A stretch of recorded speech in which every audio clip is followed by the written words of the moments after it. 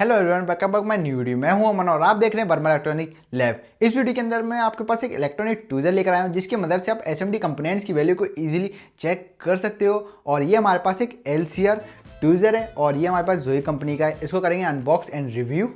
सबसे पहले बॉक्स हमको कुछ इस टाइप का मिलता है। यहाँ पे मिलता है हमें LCR tweezer bridge tester and company का एक स्टिकर। एंड जिस वेबसाइट से मैंने मंगाया है उस वेबसाइट का इस पर स्टिकर भी लगा हुआ है। ये मैंने मंगाया राशि इलेक्ट्रॉनिक्स से। चलिए करते हैं इसको अनबॉक्स।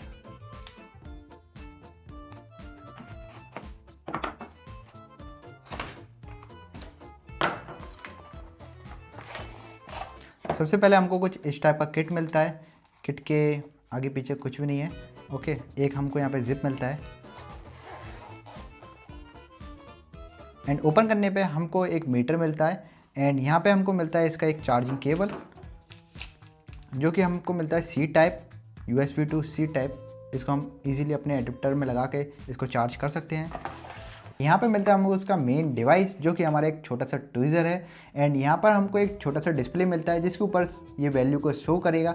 एंड इसका मॉडल नंबर हमें इस पर ही मेज़र मिलता है, ZTMD1 इसका मॉडल नंबर है। एंड यहाँ पे हमको C टाइप का पोर्ट मिलता है जिसकी मदद से हम इसे चार्ज कर सकते हैं ईजिली। एंड यहाँ पे हमको 3 बटन्स मिलते हैं जिसकी मदद से हम इसे ऑपरेट कर सकते हैं। एंड यहाँ पर हमको 2 टेस्टिंग पॉइंट्स मिलते हैं जिसकी मदद से हम एसएमडी कंपोनेंट्स को आगे रख कर उसका वैल्यू को चेक कर सकते हैं। और इसका ग्रिप काफ़ी अच्छा लगा गाइस, जैसे कि अगर आप इसे अपने हैंड में रख के यूज़ करोगे तो फिर ये अच्छे से फिट हो जाता है आपके हैंड के अंदर। चलिए करते हैं इसको ऑपरेट करने के लिए आपको फर्स्ट वाले बटन को प्रेस करना होगा 1 टाइम। जैसे ही प्रेस करोगे वैसे हमारा ये ऑन हो गया है। सबसे पहले हमें ऑटो मोड पर सेट मिलता है ये। अगर आपको ऑटो मोड से हटाना है तो फिर आपको इस वाले बटन को 1 टाइम फिर से प्रेस करना होगा। अभी हमारा रेजिस्टेंस मोड पर आ गया। अभी हमारा कैपेसिटर एंड ये हमारा इंडक्टर एंड ये हमारा डायोड मोड और ये हमारा बज़र मोड मतलब कि बीप वाला मोड। ओके, एंड इधर के साइड हमको फिर से ऑटो मोड मिल जाता है। ठीक है, चलिए इसके मेन्यू में पहले जाकर हम देख लेते हैं हमें क्या क्या मिलता है। मेन्यू में जाने के लिए आपको इस वाले बटन को प्रेस करके रखना होगा। जैसे आप प्रेस करके रखोगे वैसे ही हमारा मेन्यू मोड आ गया है। एंड सबसे पहले हमको लैंग्वेज वाला ऑप्शन मिलता है। लैंग्वेज में हमको मिलती है इंग्लिश एंड चाइनीज़। और नीचे मिलता है हमको डायरेक्शन, हमें कौन सी डायरेक्शन में इसका डिस्प्ले को रोटेट करना है। लेफ्ट एंड राइट हमको डायरेक्शन भी मिलता है इसके अंदर। नीचे करते हैं तो फिर हम इसका वॉल्यूम को सेट कर सकते हैं, मतलब कि इसके वॉल्यूम को कम कर सकते हैं। जैसे कि आप देख सकते हो जो इसका बीप की साउंड है उसको हम कम कर सकते हैं। और नीचे हमको बैकलाइट का ऑप्शन मिलता है, हम इसकी ब्राइटनेस को कम कर सकते हैं। अगर चलिए मैं बैकलाइट वाले ऑप्शन में जाता हूँ। अभी हमारा ये 100% पर है। जैसे कि आप देख सकते हो इसका बैकलाइट कम हो रहा है। ठीक है, मैं इसको फिर से उतना ही कर देता हूँ 100% पर। अगर मेरे को इससे बाहर जाना है तो फिर इस वाले बटन को फिर से क्लिक करूँगा। अब मैं इससे बाहर आ गया हूँ। और नीचे हमको मिलता है एक टाइमर का ऑप्शन, हमें ऑटोमेटिकली हमारा कितने टाइम में ऑफ हो जाए। टाइमर के बाद हमको मिलता है कैलिब्रेट के बाद हमको मिलता है रीस्टोर का ऑप्शन। अगर आपने कोई भी सेटिंग में प्रॉब्लम कर दी है तो फिर आप इसे रीस्टोर कर सकते हो। और नीचे हमको मिलता है अबाउट का ऑप्शन। अबाउट में हमको इसका वर्जन मिलता है V1.7।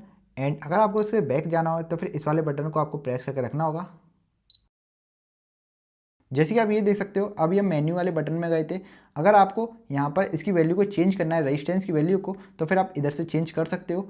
जैसे कि मैं इसे 1 टाइम प्रेस करूँगा, ये हमारा 10K पर हो गया, ये हमारा 100K पर हो गया और ये हमारा 1K पर हो गया। आप यहाँ से सेट कर सकते हो। और इस वाले बटन से आप इसे होल्ड कर सकते हो, जैसे कि मैंने अभी होल्ड कर दिया था और मैंने इसे फिर से प्रेस किया। अब हमारा होल्ड हो गया, मतलब कि कोई वैल्यू होगी वो हमारा होल्ड पर चली जाएगी।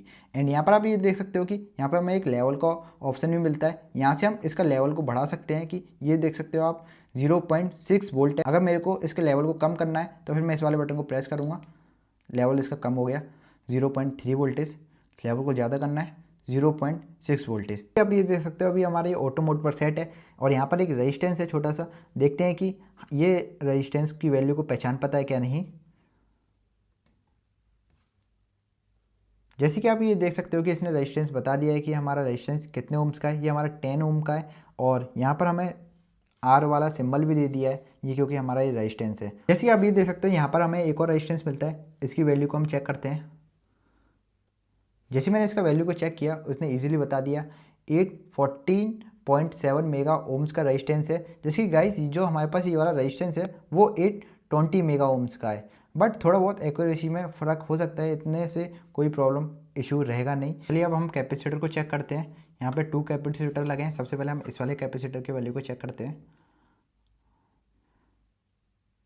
जैसे गाइस ये हमें बता रहा है 44 UF का ये हमारा कैपेसिटर है, इसकी कैपेसिटी।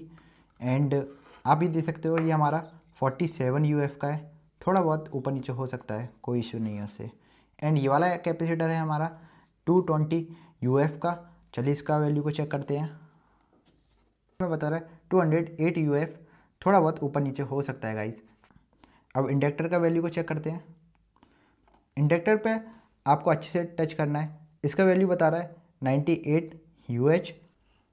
चलिए मैं डायोड को इसके ऑप्शन पे आके चेक करता हूँ। जैसे मैं डायोड वाले मोड पर सेट कर देता हूँ इसे, मैंने डायोड वाले मोड पर सेट कर दिया है। एंड यहाँ पर हमें ये डायोड मिलता है। डायोड को देखते हैं हमारा ओके है कि नहीं। डायोड हमारा ओके है, 0.32 वोल्ट बता रहा है, ओके। एंड अगर आपको इसके अंदर कोई भी रेजिस्टेंस को चेक करना है जो भी 0 ohms की है, तो फिर आप बीप वाले मोड पर जाकर चेक कर सकते हो। ये मैं बीप वाले मोड पर आ गया। अब मैंने इससे एक रेजिस्टेंस को चेक किया। जैसे कि आप देख सकते हो ये हमें कितनी ईजी तरीके से बता रहा है और काफ़ी अच्छे तरीके से, काफ़ी फास्ट रिप्लाई हमको दे रहा है ये। अगर आप मल्टीमीटर को यूज़ करोगे तो उसका केबल लगाने पर इस पर ज़्यादा प्रॉब्लम होगी। सबसे अच्छा बात यही लगा कि मेरे को इस मीटर का हम इसे ईजिली चेक कर सकते हैं। आप इस वाले मीटर को मेरी ज़्यादातर वीडियो के अंदर देखोगे क्योंकि मेरे को पर्सनली ये काफ़ी अच्छा लगा। ये सबसे अच्छा बात मेरे को ये लगा कि ये वाला प्रोडक्ट हमारा काफ़ी ज़्यादा हैंडी है। और जैसे कि मैं SMD कंपोनेंट्स के ऊपर वर्क करता रहता हूँ, तो फिर आप हमारी ज़्यादातर वीडियो के अंदर इस वाले डिवाइस को ज़रूर देखोगे। अगर आपको इसे परचेज़ करना है तो फिर आपको डिस्क्रिप्शन में इसका लिंक मिल जाएगा, जिसकी मदद से आप इसे परचेज़ कर सकते हो। और ये मैंने लिया है राजश्री इलेक्ट्रॉनिक्स से, जो कि बिल्कुल जेन्युइन वेबसाइट है। Thank you for watching videos, bye bye.